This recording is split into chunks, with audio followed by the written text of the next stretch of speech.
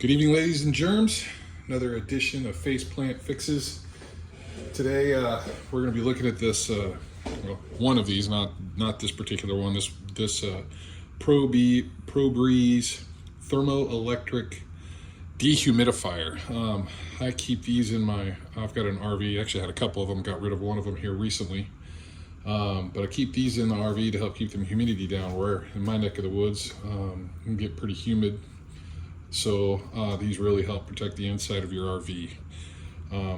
Anyway, I have two. I have this one, which works. I pulled it out just for this video, this video to kind of explain what's going on. And then I have one over here that failed, stopped working. And I'm of the mind that if it stops working, it's already junk. So might as well attempt to take it apart, see what's wrong, troubleshoot, see if you can fix it. I mean, it's already broke. What's the worst that could happen, right?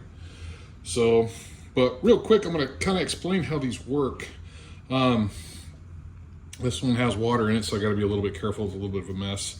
So anyway, you have your standard outlet, plug it in. This is a transformer, goes from 120, 60 hertz to, I believe it's 9 volt DC, but it's just like a 1 amp or less than an amp. So it's not a whole lot of power, it's not a whole lot of voltage, but the big thing is it transforms the 120 volt AC alternating current to 9 volt DC or direct current. So it goes from there, plugs into the back here, back of there, runs through and we'll actually have a little bit better disassembly of one of the other ones. Actually, I've already disassembled it, but we'll just go through and look at it. But anyway, it draws air in, cools the air to the point at which the moisture in the air condenses on the cooling, in this particular instance, I want to say coil, but it's not. It's actually just a heat sink. By use of a fan, draws air in, goes over the cool side, goes through here and is ejected out. I believe it's actually out the front, but it goes through a heating side of it. And so when we look at this, you'll see that there's cooling / heating is accomplished by running a DC electrical current through a ceramic substrate, and then that substrate, due to physics, which I'm not going to get into on this particular video, it pulls the heat, or makes one side of the heat sink cold and the other side of the heat sink hot. So you have cold on one side, you have hot on the other side, and it just uses a fan to circulate that air. And then just over time of condensing that water on that one heat sink, it drops into a little collection, and then it goes into the bottom of this, which is a little picture. Like I said, this one's actually full because it was in my RV. But as this fills, it's got a little float. You can see that this one's up, and it's because this one is actually full. But what it does is this fills up. There's actually, I don't know if you can see it, there's a little switch right in here, a little micro switch. So that way when that fills up, it cuts the power to the unit and turns it off. And then it also will have a little indicator light when it says full. I don't know if you guys can see that. Full. So it's a safety, because you don't want this overfilling, especially if you're in an RV or your home or whatnot and having water go all over the floor. It's not a good thing. So it cuts the power off, and you have to come and empty it. And then once you empty it, you put it back in, and then it starts to work again. So anyways, that's in general how that works. So I'll go ahead and get the one that I've pre-disassembled apart. Yeah, I just had a thought. What's kind of nice to see is actually when something operates, how it operates, because knowing how something operates when it's functional is a nice piece of handy information to have. So we'll go ahead. So plugged it in. I don't know if you can see this. Green light is on. So if I turn the power off, there's no lights on it. If I turn it on, green light comes on, and I'm getting air. Actually, I'm getting air out the top. So this is telling me it's pulling air in the front and it's ejecting it out the top. So that's how that operates, which is good to know. Like I said, water drips down into the surface here, and then it collects into the canister. I've emptied it so the little floats down. So in this, it just has a little rubber stopper right here. You plug that up. It's got a little retainer to keep you from losing it. But pour it out and then put it back in. Green light comes back on. Actually, it stayed on. So it looks like this would operate with this out. If you operate it with this out, it's going to end up probably making a mess, getting water everywhere. So anyway, we'll turn that off and we'll start the tear down. You know, when you're working on any project, it's probably a good always idea to like do a little cleanup of your work surface. But this is also going to give me the opportunity to do a disclaimer. I'm not out here to get anybody hurt or whatnot, especially myself. You know, we're going to be working with electricity, and so you know you need to take care. You know, do your research, figure out, you know, what your risks are, what could happen. You know, I'm always a proponent, like I said, for trying to fix your own thing. But when you're dealing with electricity, or angry pixies, as AVE likes to say, you want to be safe. You know your limits. You know, get an understanding of how things work.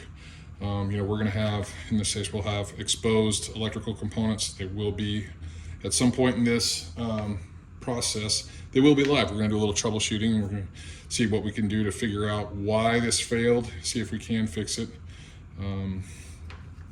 But we're going to be working around, you know, hot electricity. So please be careful.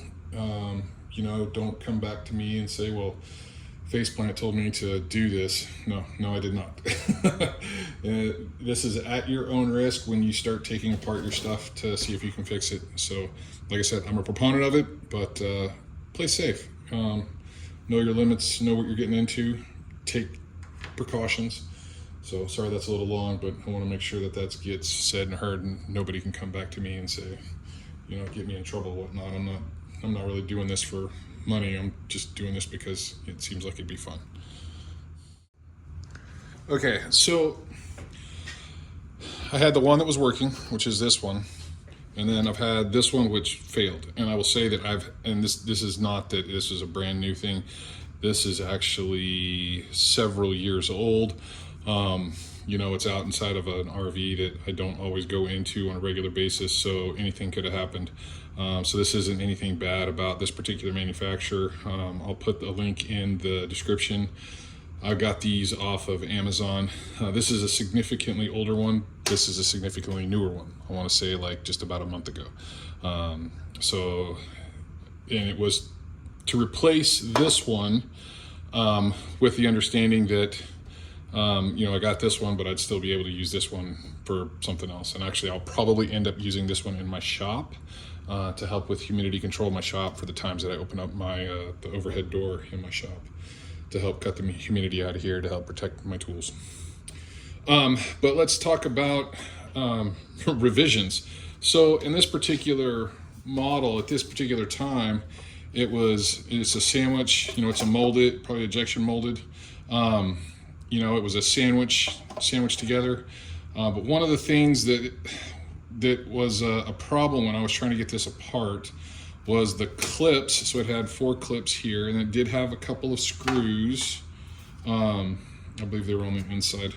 But the clamshell fit together just with a couple of clips.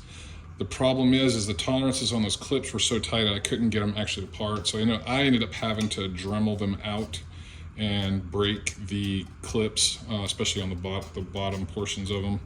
You can see here where it I cut through with the Dremel.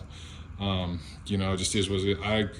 For the life of me, and you know, you're trying to reach from the inside to get to these clips, just could not get them. And you know, I figured it's like it's broken anyway. What could hurt if I just clip these off? I can figure out another way to put these back together at another time. And use it. There were 4 bolts here, but that held in the guts of this, so we'll kind of go over that. But going back to the construction of this one versus the newer one, which I thought was interesting. So this one was held together with clips. Oh, it was the screws. It was on the 2 on the bottom, and then the 4 clips on top. Okay. Sorry, it's been a little bit since I disassembled this one, but when I noticed on this one, still has the screws here, and what I notice is the retaining clips on the new one are split. So disassembling this one apparently was, or maybe even during assembly, there were some problems that getting this thing to fit back together. So I will note that this cover piece, which in the old one was a white, but in this one it is clear. So just in a couple of years, even though it's the same brand, same one, and when I went to go reorder it from Amazon, it was the same order, there's differences, you know, so improvements in design, more efficient, better, who knows. But anyway, I wanted to make sure I mentioned those couple of things. But, you know, it's like I said, to get this apart, I ended up having to split the links, kind of like what they ended up doing in manufacturing, which I thought was kind of interesting. But construction's very similar. The tubs are identical. There's except for, I don't know, one of them's got whisper technology on it, but this one's wet, so I know that went with the newer one. This is the older one.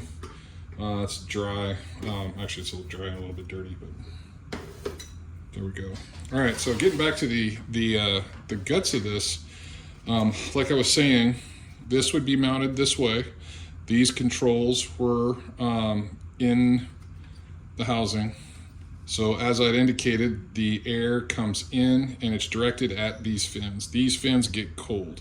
As they get cold, the water vapor in the air condenses on these fins. And if you notice, they're at an angle. So what happens is their water's gonna collect, it's gonna build up, and then it's gonna run to the end, it'll drip,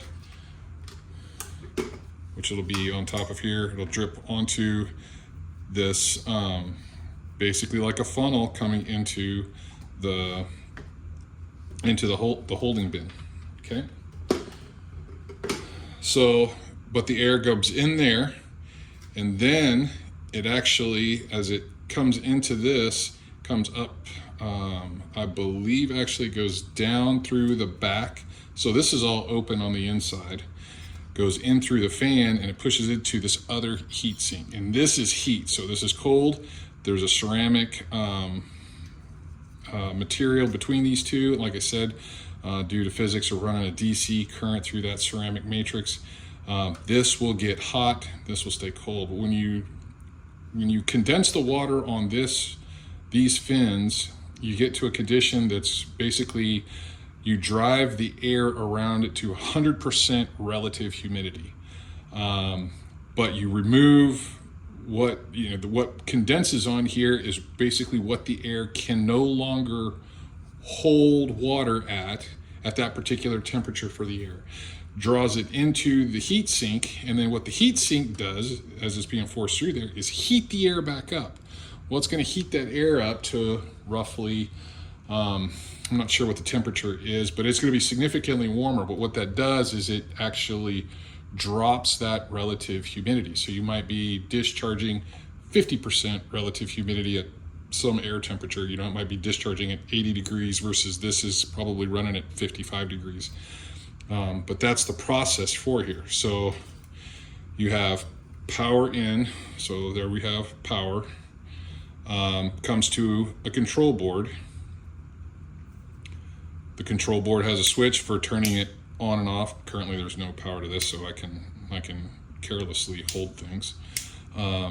So I can turn power on and off to the board, which the board sends it to micro switch here, the fan, and the ceramic matrix and the heat sinks. So this is a fairly simple board. Really, it's just connectivity, which I also think is awesome that they have all replaceable connectors, which leads me to believe that, to some extent that, have it be repairable. There's a couple resistors in here, really tiny, but really there's no real brain box. This circuit board is just really pathway showing where all the electricity needs to go. So what we're going to do is we're going to hook up power, and then see if we can troubleshoot, figure out where this thing went astray, and then we'll see what we can do to fix it. All right, so I've got a digital multimeter. This one isn't anything special. It's okay. I have another meter that's actually in my truck that I take with me when I go to work. It's a little bit better. I'm not an electrician by trade. I just know enough to be dangerous. Again, this is just from what I have learned on my own, and I always suggest continue learning. That's probably separates us from getting old. It's the moment you decide not to stop learning. I think that's probably the moment that we get old. So this is the original power cord, and it's exactly the same transformer, 120 volt AC in, and it has supposedly like 9 volt DC out. And so one of the first things that I would test troubleshooting is, let's see if the power supply is to fail. So I'll go ahead and plug that in. This plug is now live, and I'm aware of that. I'm going to turn my meter on. I don't know if you guys can see that. So generally, I believe the center is the hot, because you can protect that. So I'm just going to insert that there, and then on the outside. So if you see on the meter, I don't know if you guys can see that, 9.2.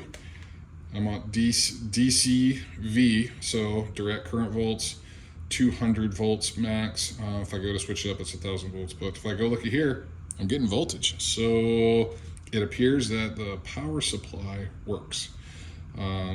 So that does not look like that's going to be the culprit in this. So let's see if we can figure out what's going on. So this is the power supply. Now, when I hook this up, we have exposed fittings. So, when you're working on something, please be careful. I'm going to try to be as careful as I can, and not get myself, luckily. Okay, so switch is in the off position. I have not let the smoke out on anything yet, but we'll go ahead and hit the power and see what happens. All right, so power's on. Now remember, when this one was on, one of the lights, and on this board it has the 2 lights. It has the power on and it has the full light. Neither light is on. So somewhere the full light is not, that contact, and that's coming from this switch, is not active, and from this switch, which cuts the power light's not active. So something is going on. So it's from at least the power to go to here, and I know what you can do is, since this goes to a pin, and it goes to one of these pins here through the circuit board, you can actually trace where the wires go, and you can kind of follow it in, where it goes through the circuit. It's fairly simple that way. But we know that this is the business end of what's going on. So if I go and I hit the switch, you can see, I don't know if you guys can see the light. So the thing says it's full. So immediately I'm thinking that this is probably the switch. And so when I depress this, because as that float comes up, like I said, that float comes up, presses the switch, and tells us it's full. The amber light is full. So it's most likely the switch.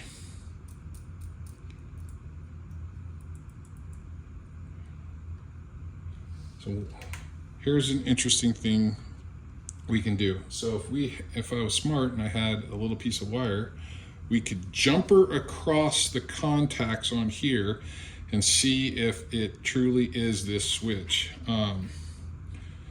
So I happen to know that it is the switch, because if I just move the switch around in a certain way,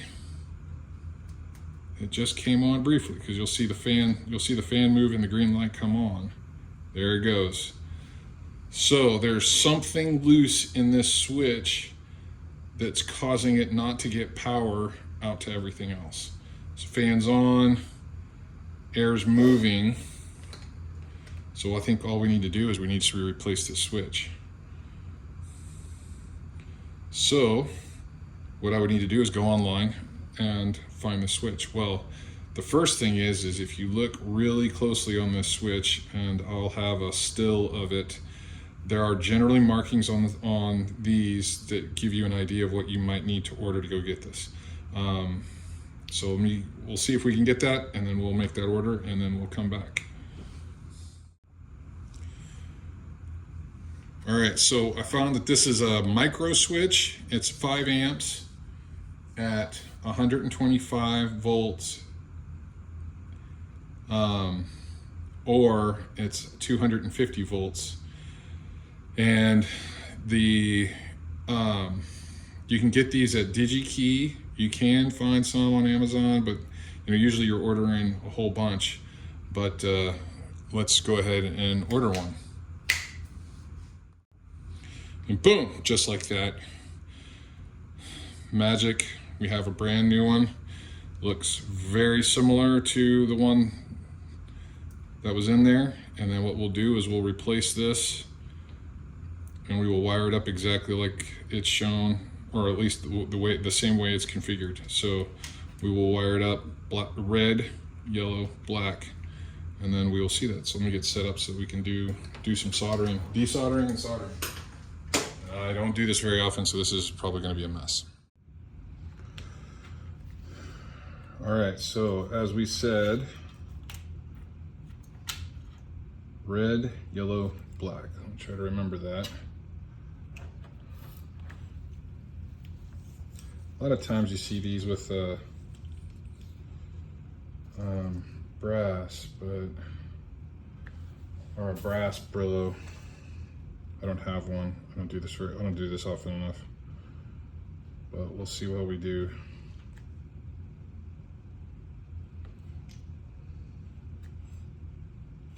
Apparently that needs a hot minute, and I can just start spinning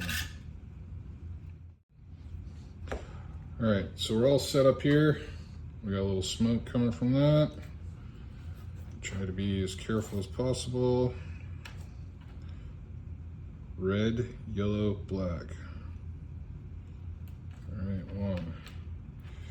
So we just need to put enough heat in there to desolder these from the tabs. All right, red, yellow, black. So that's there. Those are very close to the body. They really do a good job at the factory. Okay. So I don't have a good vise to do this with. So let me see. So what I usually do, load the tip up, and then I will tin an end. So there's that. Load the tip up and tin an end. Oh, that did not go well. There we go. It's tinned. Load the tip up and tin it. So you do that so that way when you put the heat to these, that the wires will stick. So again, should be this way. Red, yellow, black. So, all right, so let's see if we can get these to stick. Another thing is you can also try to put the heat in the back so you don't get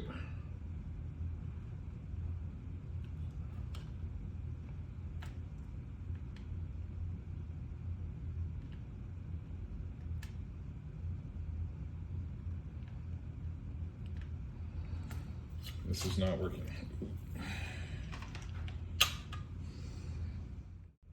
All right, we're trying this again. So I don't have a third hand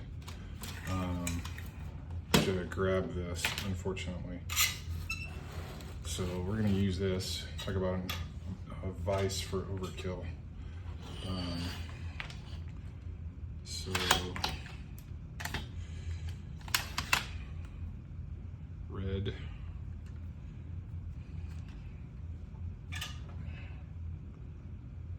You can see this a little bit better now.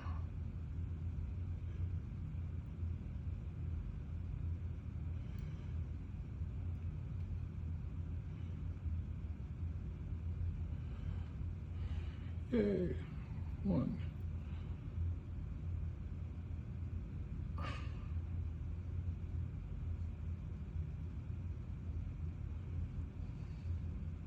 2.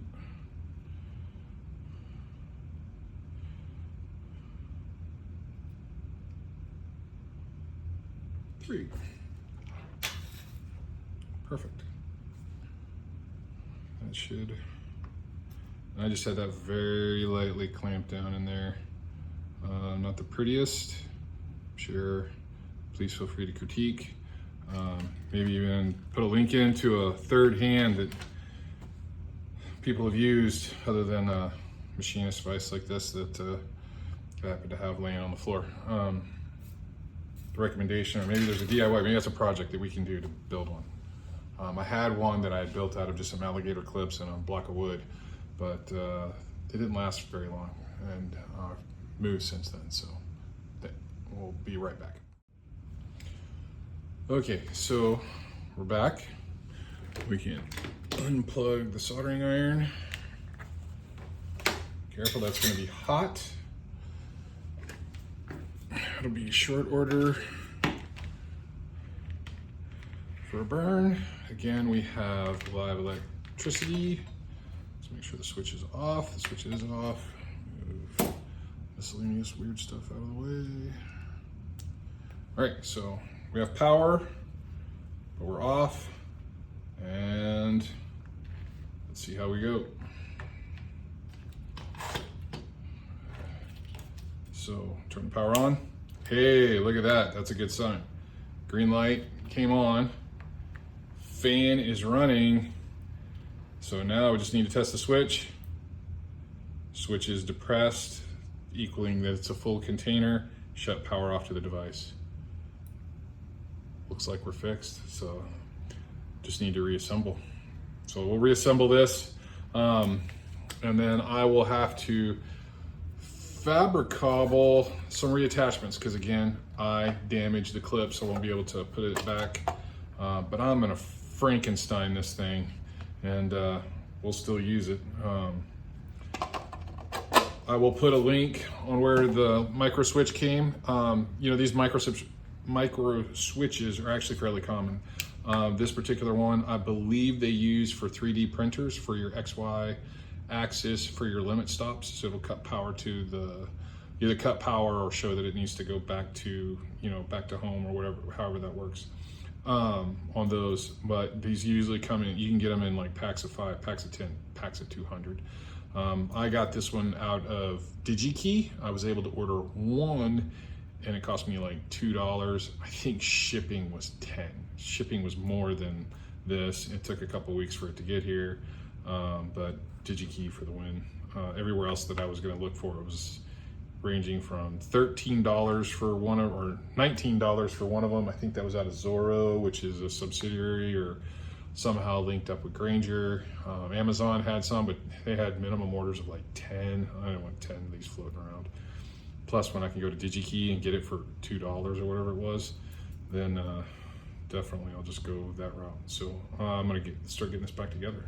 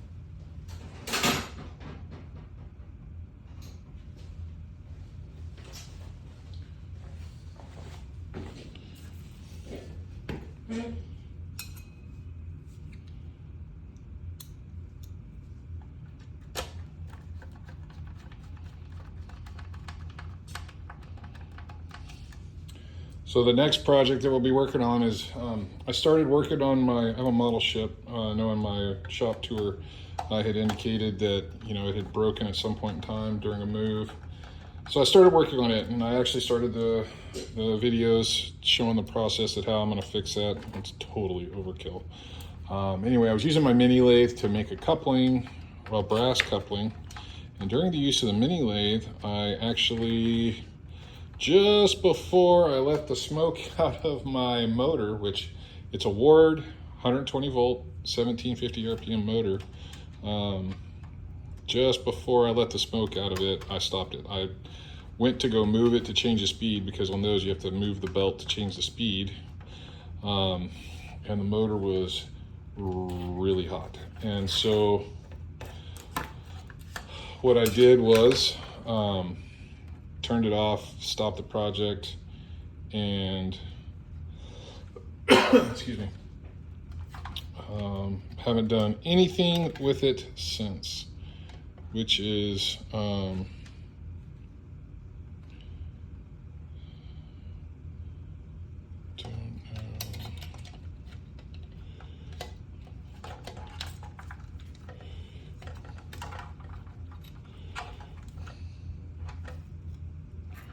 that really can't go any other way, can it?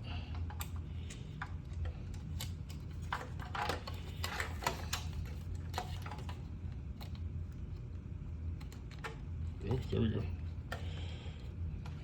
Brilliant. Not good. Missing a screw. Okay, I'm fairly certain that's the one.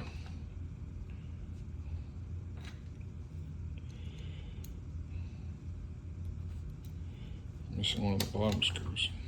I was using this 10 the other day for another project, and I think what I did was,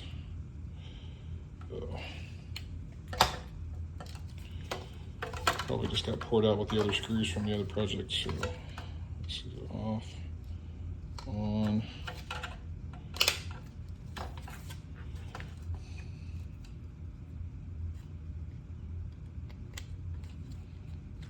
I love these connectors on this. It's great because, I mean, it's like 100%. We can fix it. All right, so, oh, look at that. I'm sitting here working on this while it's live. Was that guy on YouTube, that the electrocute guy? Oh man. All right, so apparently I did not put this together back in the right order.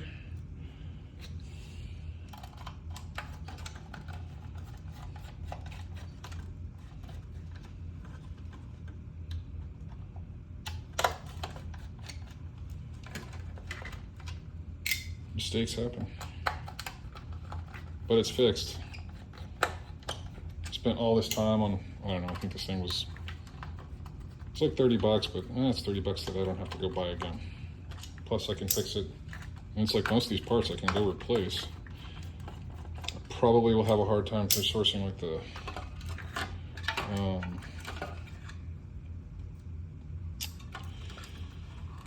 ceramic matrix part of that.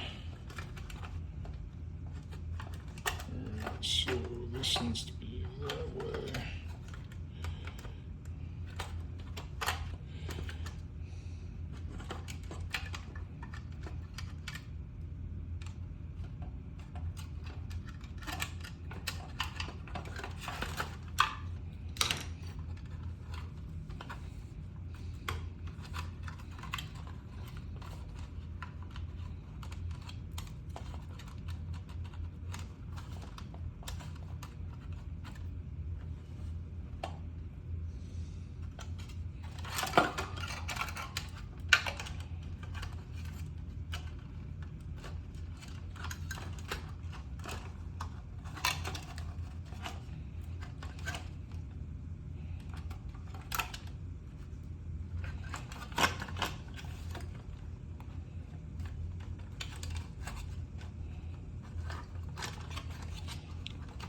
So that's why those were so short. All right, so we got a little bit of a hiccup problem. So on the micro switch, the recess for the micro switch, the reason those original ones were so short was to actually clear the fan. All right, so I'll have to go and, I'm not super excited about trimming that down so that it can fit. But looks like I'm gonna have to. Okay, so got some snips, cut them. This is the one that works. The one that's broken and janky is MIA now. So I'll have to go redo all of that soldering, re-tin, exactly like I did before. And we'll put it in this time. Hopefully this time we'll have enough clearance that it'll work. I'm gonna try to also do the wires so they're straight up so we'll have a little bit better bend. They were kind of weird in the way they sat in there. So that was kind of odd. That was not expected. But anytime you're doing your own repair, let me make sure I got this right. So let me read this way. Because red, yellow, black. There you go. Ooh, that was bad.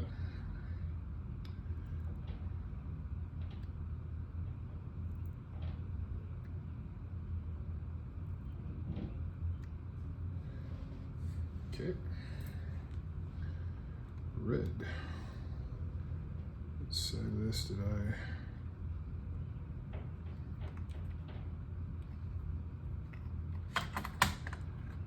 Oh my gosh. Short wires.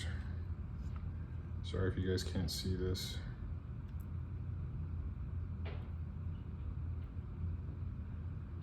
Red.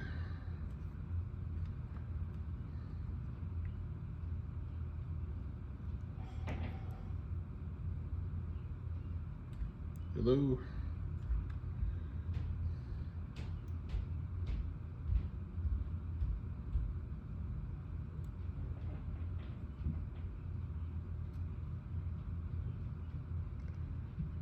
Black. Yeah, let's put a little strain on that.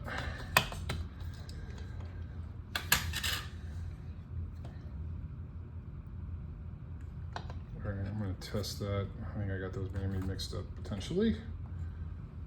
All right, so.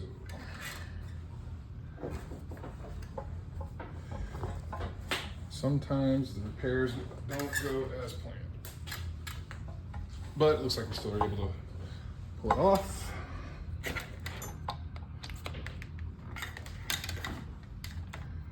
Some entertainment. Got to see a mistake made on that.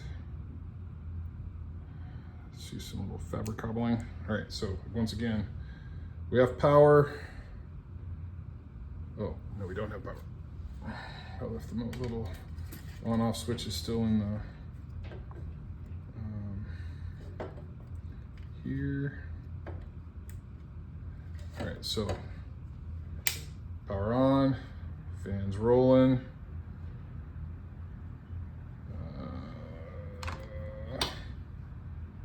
And if I shut that off, power's off, power's on. All right, nope, we're still good.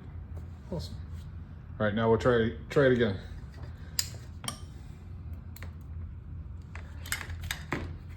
Safety third, as Mike Rose says. Big fan of him. Good guy, good stuff. All right, so let's move this out of the way. This here. I've learned from the first go around, there is an order of reinstallation.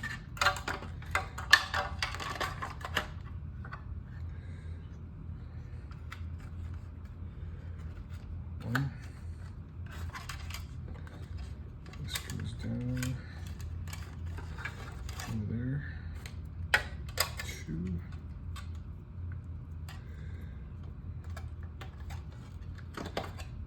Okay.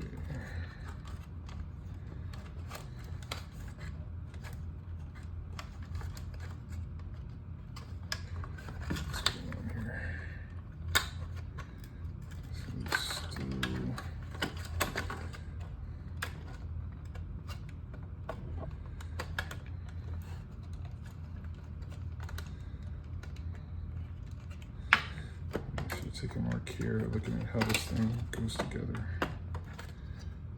I don't know what's going on. I was pushing this up again.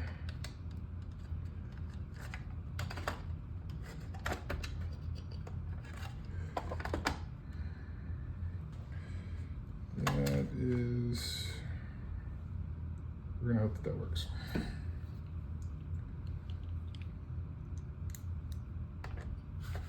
So if you guys can't see, my apologies. You know, learning how to do these videos so that you guys can follow along. It's a learning process in and of itself. I'm gonna probably spend more time figuring out how to set up cameras and video editing than I actually do doing the repairs.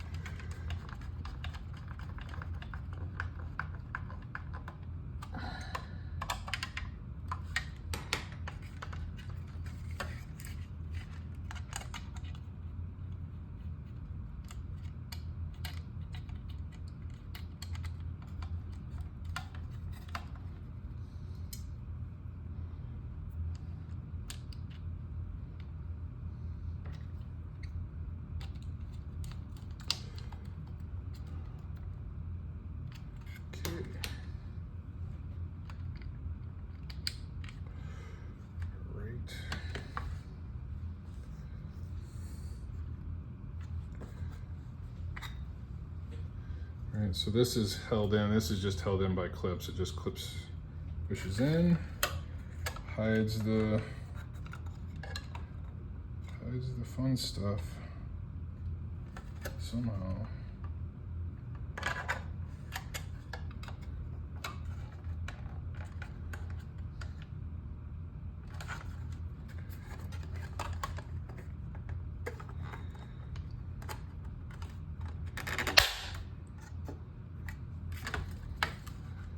Magnific.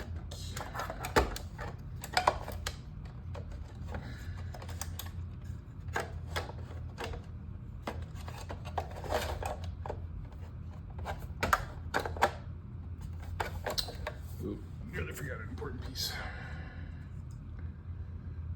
This just drops in there.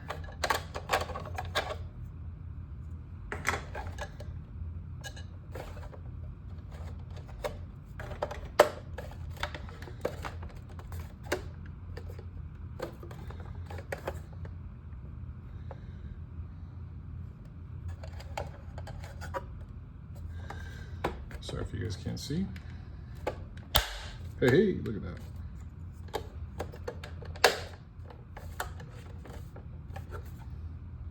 I think what I'll probably do is just tape it up for the win.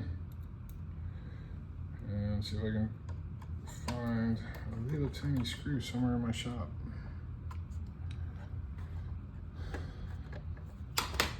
Just plug her in, see if she chooches.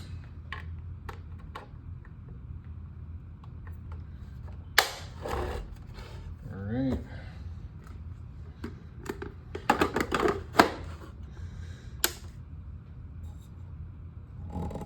For a second there, I freaked out, but I had to plug it in.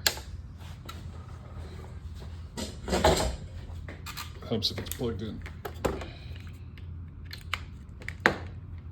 Alright, so now, hey, look at that. We have air. Like, subscribe. Project completion for the win.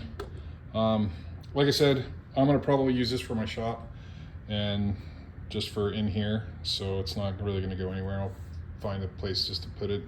I am thinking about doing a modification so I can have a hose hooked up to this so that I've got a floor drain in here. I can run it to the floor drain. Occasionally, floor drains dry out and then you can get sewer gases in if you don't keep water in the traps. So I can use this at least during the summertime to make sure that that trap's got water in it. I don't always remember to put water in that. So anyway, but that's a success. Thanks for watching.